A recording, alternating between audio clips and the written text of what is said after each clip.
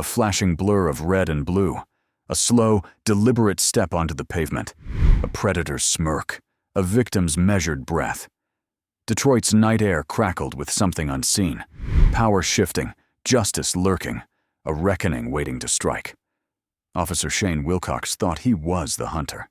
He was wrong, because tonight, the badge he used as a weapon would become a chain, and the man he thought was just another target. He was the executioner. The evening sun dipped low over Detroit, casting long shadows over the cracked sidewalks and rusted fences. On his front porch, Daniel Reed, a 72-year-old retired police captain, rocked slowly in his chair, a half-empty glass of bourbon resting on the table beside him. His radio crackled to life, the familiar chatter of officers filling the air, a habit he had never broken, even after 3 decades on the force. It was just another night, another routine stop. The voice on the scanner caught his attention. Dispatch. I got a black male in a late-model Mercedes. Possible suspicious activity. Initiating a stop. Daniel let out a long breath. He had heard it too many times before. Suspicious activity. A phrase used when an officer didn't have real cause, just a gut feeling. And that gut feeling always seemed to come up when a black man was behind the wheel of something expensive. Across the street, blue and red lights flickered against the old brick buildings. The car, sleek and polished, rolled to a stop near an abandoned warehouse. The officer stepped out.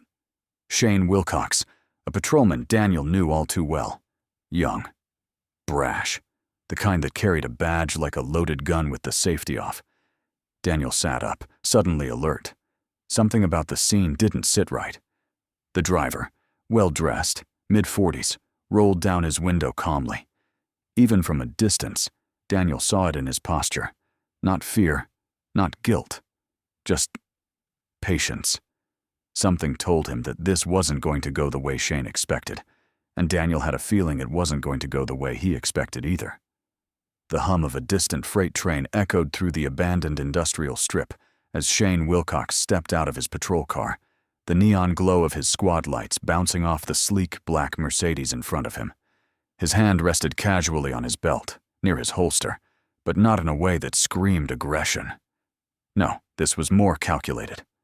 Measured. He liked to take his time, let the moment stretch, let whoever was sitting in that driver's seat feel the weight of uncertainty. From his porch across the street, Daniel Reed watched, his stomach tightening. He had seen hundreds of these stops before. Hell, he'd made a few himself back in the day. But things were different now. Or at least, they were supposed to be. The driver rolled down his window. Elijah Carter. 46. Tailored suit. Expensive watch. No panic. Just quiet annoyance behind sharp, intelligent eyes. License and registration, Shane said, his voice flat but clipped, a little too eager. Elijah exhaled slowly, popping open the glove compartment.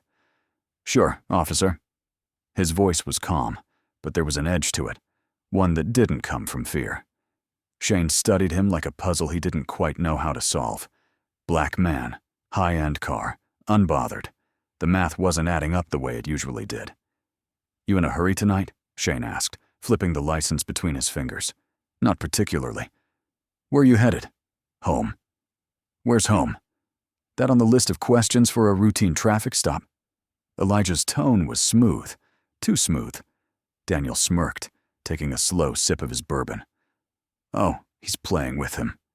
Shane's grip on the license tightened, just enough for Daniel to see from where he sat. The kid was irritated, and irritated cops made mistakes. Step out of the car for me. Elijah didn't move right away.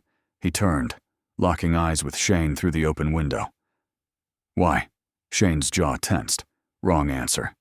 Daniel shook his head, muttering under his breath. Don't give him a reason, kid.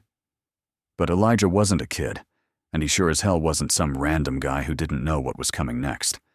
He unbuckled his seatbelt, pushed the door open, and stepped out.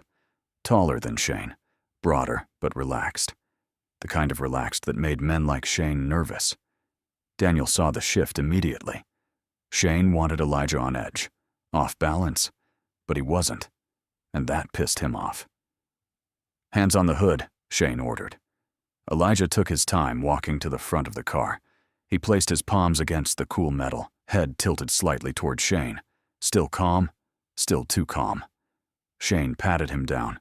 Rough, unnecessary, meant to humiliate more than anything. Nothing. Daniel exhaled. That should have been the end of it. But Shane wasn't letting it go. He stepped back, pretending to adjust his radio. Then, just as Elijah turned his head, Shane smirked.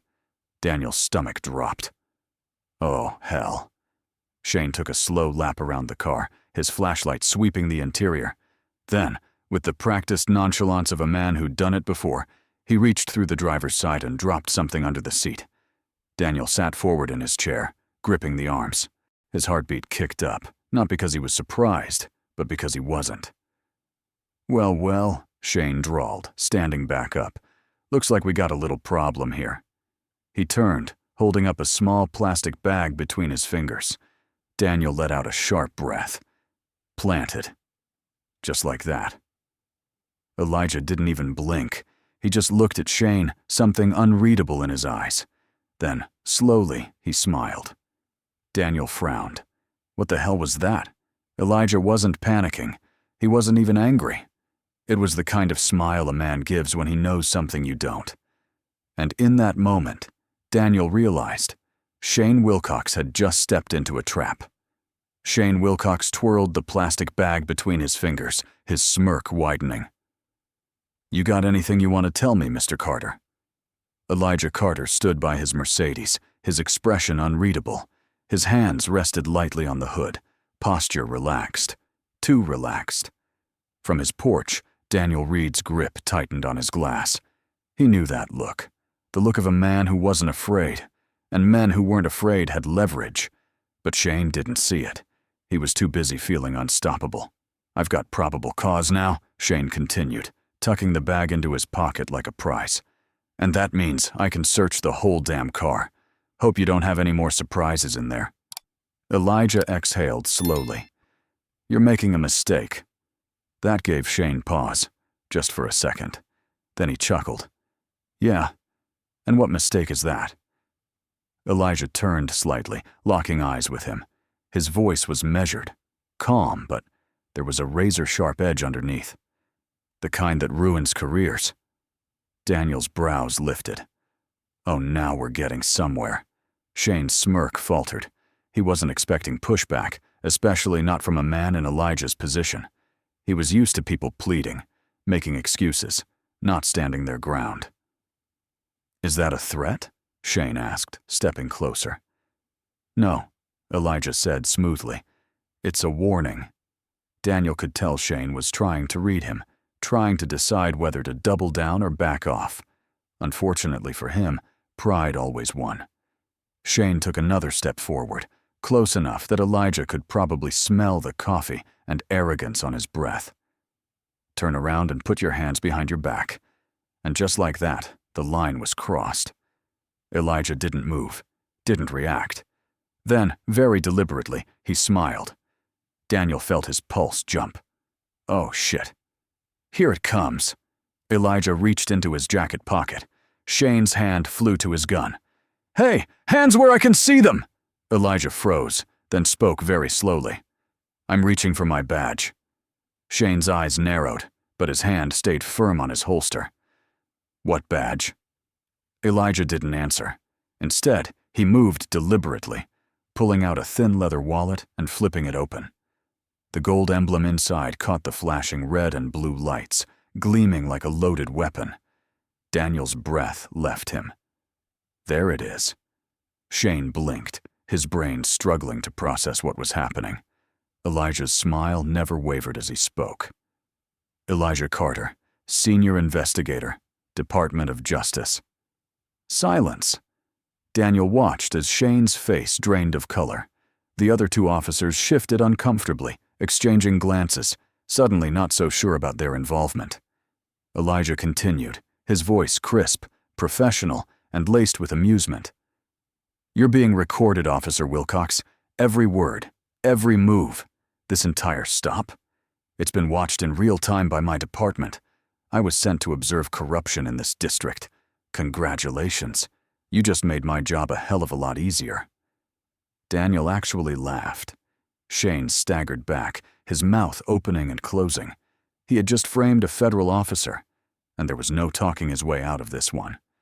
Elijah tucked his badge away and adjusted his cuffs, still infuriatingly calm. "Now," he said, stepping closer.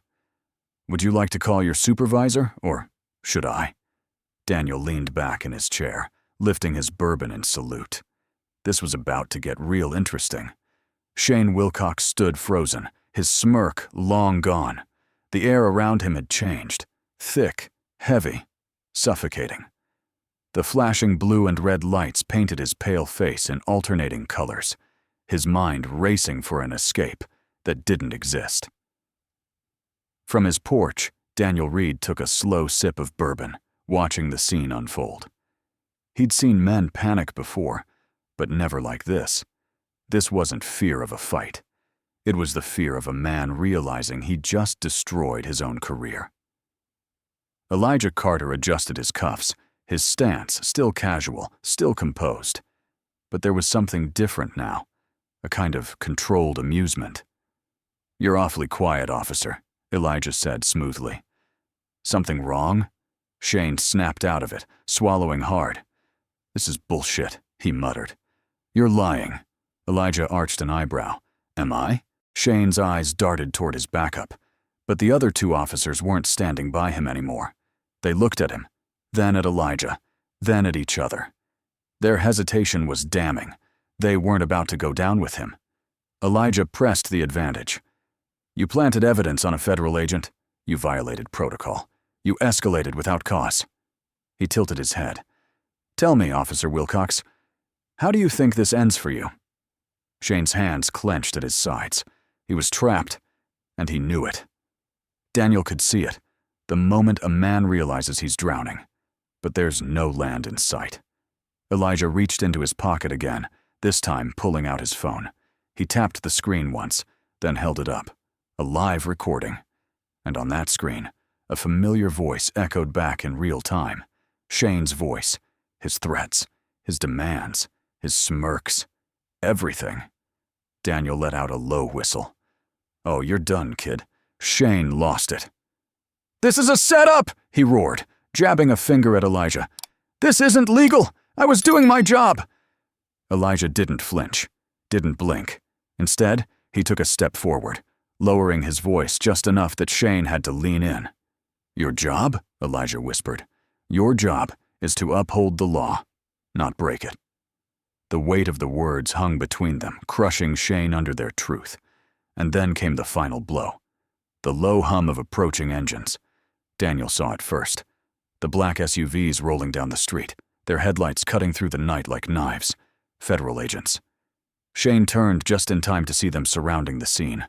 Doors opened, dark suits, cold expressions, authority, Elijah Carter's people. And Shane? He looked small now, powerless. Daniel shook his head. The man had spent his whole career thinking he was untouchable. Now he was about to learn what real authority looked like. Shane Wilcox stood in the middle of the street, surrounded, his chest rising and falling in short, panicked breaths. His hand twitched near his belt, instinctively reaching for the power he no longer had. The black SUVs had come to a slow, deliberate stop. Their doors swung open in unison, revealing federal agents in crisp suits, their movements smooth, practiced, the kind of men who didn't just show up without a purpose. From his porch, Daniel Reed exhaled, feeling the weight of the moment settle over him. This wasn't just an arrest. This was an execution. Of a career, of unchecked power, of a man who thought he was untouchable. Elijah Carter didn't turn to look at the agents. He didn't need to. His voice stayed level, cold. "You have a choice, Officer Wilcox. You can stand down, or you can make this worse." Shane's eyes flickered between Elijah and the approaching feds. Daniel could see it. The split second of calculation. The instinct to fight back. To try and salvage the last shreds of his authority. But then, reality set in. The agents moved with purpose, spreading out, cutting off every possible escape. One of them, a tall black man in his 50s, with an air of quiet command, stopped just behind Elijah. "Agent Carter," he said, nodding. "We've been monitoring. Everything is on record." Shane stiffened. Daniel smirked. "Ah, so it's really over." Elijah finally turned, hands in his pockets, addressing the agent like they were discussing a business deal. "How bad is it?" The agent checked his tablet, scrolling through real-time evidence. "Bad. We've got multiple violations, false evidence, abuse of authority, civil rights violations." He glanced at Shane. It's not his first time. Daniel's grip on his glass tightened. Of course it wasn't. Shane opened his mouth, desperate now. "This is a misunderstanding. That guy," he jabbed a finger at Elijah. "He set me up." The lead agent barely reacted. "We have your body cam footage, Officer Wilcox. We have the audio, the video, and the physical evidence." Daniel chuckled under his breath. "Checkmate." Shane's face twisted, his last defense crumbling. You can't do this." His voice cracked, his bravado collapsing into something raw. "I've been on the force 10 years. Elijah cut him off. "And how many times have you pulled this stunt?" His words were sharp now, each syllable like a blade. "How many lives have you ruined? How many innocent men were arrested because you thought your badge made you invincible?" Silence. Daniel saw it then, the moment Shane truly understood. This wasn't just the end of his shift. This was the end of his story. The lead agent gave a subtle nod. "Take him." 2 federal agents stepped forward, reaching for Shane. He flinched, just for a second. But he didn't resist, because there was nothing left to fight for. Shane Wilcox stood rigid, his hands clenched into fists as the federal agents closed in. His breath came fast and shallow, his face pale under the flashing red and blue lights. For the first time in his life, he was the one being cornered.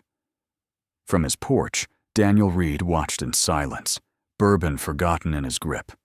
He'd seen plenty of men go down in his day, crooked cops, gang leaders, politicians who thought they were above the law. But this was something else. This was justice finally catching up. Elijah Carter didn't look at Shane anymore. He had already moved on. His job was done. He had laid the trap, let Shane walk right into it, and now the system would finish the job. The lead federal agent, a man named Harris, nodded toward Shane. "Turn around." Shane's body tensed, his instinct screaming at him to fight, to run, to do anything but comply. But there was nowhere to go. Slowly, he turned. The cold snap of handcuffs locking around his wrists echoed louder than any siren.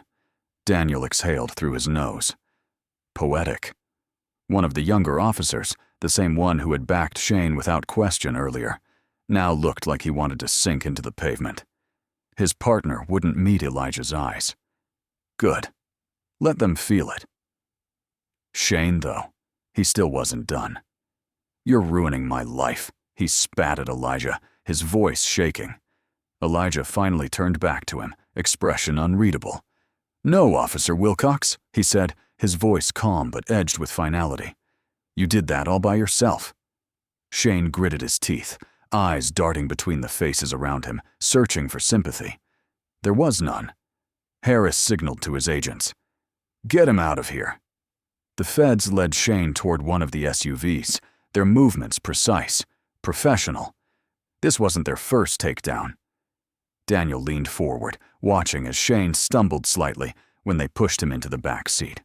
No one helped him. No one spoke up for him. And that silence?